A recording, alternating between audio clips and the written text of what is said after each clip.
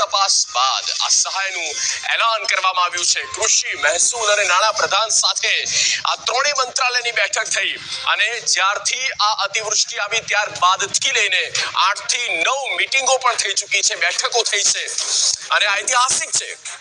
ઇતિહાસના સૌથી મોટા 10,000 કરોડના કૃષિ પેકેજની જાહેરાત એક્સપર્ટ ટ્વીટ દ્વારા મુખ્યપ્રધાન ભૂપેન્દ્ર પટેલ દ્વારા આ જાહેરાત કરવામાં આવી અને રાજ્યના 16,000 થી વધુ ગામના 42 લાખ ખેડૂતોને તેનો સીધો લાભ મળવાનો છે અને રાજ્યના કૃષિ પ્રધાન જીતુ વાઘાણી નિવેદન આપ્યું, કહ્યું કોઈ પણ ખેડૂત સહાયથી વંચિત નહીં રહે। ખેડૂતોને પ્રતિ હેક્ટર 22,000 રૂપિયાની સહાય ચૂકવવામાં આવશે। પ્રભાવિત ખેડૂતોને 2 હેક્ટરની મર્યાદામાં ચૂકવણી કરવામાં આવશે।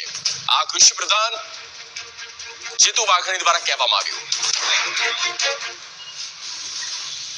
ક્યાંય પણ પિયત બિન પિયત હંમેશા કેટલાક ધારાધોરણ છે।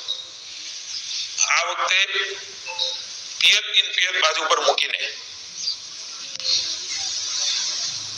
પ્રતિ હેક્ટર 22,000 રૂપિયા એ પિયત હોય કે બિન પિયત, આપને વિનંતી કરું છું કે આખા દેશની અંદર આ પ્રકારે વ્યવસ્થા છે, પણ આ વખતેનો ગુજરાતનું માવઠું એ વિશેષ છે, દુઃખદાયક છે। દુઃખની ઘડીમાં ભાજપની સરકાર એ ખેડૂતોની બાજુમાં ઊભી છે, એટલા માટે 2 હેક્ટરની મર્યાદામાં 22,000 રૂપિયા પિયત બિન પિયત બંનેમાં એ પ્રથમવાર ભારતીય જનતા પાર્ટીની ભૂપેન્દ્રભાઈની સરકારે 2 હેક્ટરની મર્યાદામાં આપવાનું નક્કી કર્યું છે।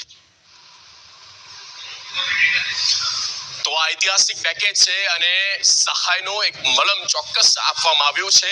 જે પણ ખેડૂતોને તેમના ખેતરમાં પાકનો જે સોથ પડી ગયો હતો, છેલ્લા 2 મહિનાથી આપણે જોઈ રહ્યા છે કે કઈ રીતે અતિવૃષ્ટિનો ઘા ખેડૂતોને પડ્યો છે અને ખેડૂત બેઠો થાય, આગળ જતા શિયાળુ પાક તૈયાર કરી શકે અને માટે એક તરફ તો જુઓ કે જ્યાં ખરીદી તો કરવામાં આવશે, પોષણક્ષમ ભાવ મળી રહે તે માટે તો સરકાર પ્રતિબદ્ધ છે જ, પણ સાથે સાથે આ વધુ એક જાહેરાત કરવામાં આવીને જેમાં આ 10,000 કરોડનું રાહત પેકેજ અને તેમાં કૃષિ પ્રધાન દ્વારા પણ કહેવામાં આવ્યું કે પ્રતિ હેક્ટર 22,000 આ મર્યાદા નક્કી કરવામાં આવી છે। રાજ્યભરના ખેડૂતોના પાકને થયેલા વ્યાપક નુકસાન સામે તેમની લાગણીઓને ધ્યાને રાખીને રાજ્ય સરકાર દ્વારા ધરતીપુત્રો માટે રૂપિયા આશરે 10,000 કરોડના રાહત સહાય પેકેજની જાહેરાત કરું છું। આ ઉપરાંત રાજ્ય સરકાર 9 નવેમ્બરથી ખેડૂતો પાસેથી ટેકાના ભાવે આશરે 15,000 કરોડથી વધુના મૂલ્યોની મગફળી, મગ, અડદ અને સોયાબીનની ખરીદી પણ કરવા જઈ રહી છે। અન્નદાતાઓની આર્થિક સુખાકારીની ચિંતા પોતાના માથે લઈને રાજ્ય સરકાર તેમની સહાયતા માટે હંમેશા પ્રતિબદ્ધ હતી, છે અને રહેશે તેવો વિશ્વાસ આપું છું।